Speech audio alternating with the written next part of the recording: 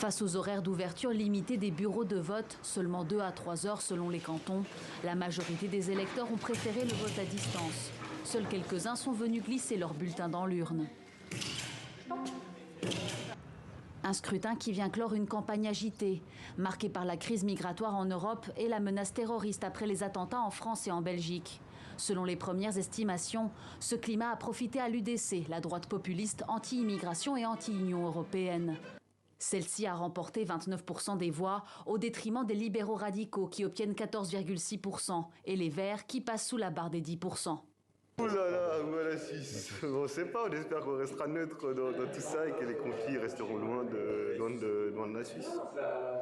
Autre thème majeur de cette élection, la baisse du pouvoir d'achat, impactée par l'inflation, mais surtout par l'envolée des cotisations d'assurance maladie.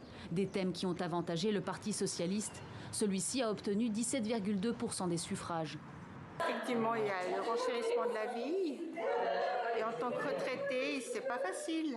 Le grand vainqueur des élections devrait être l'abstention qui atteint les 45,1% cette année.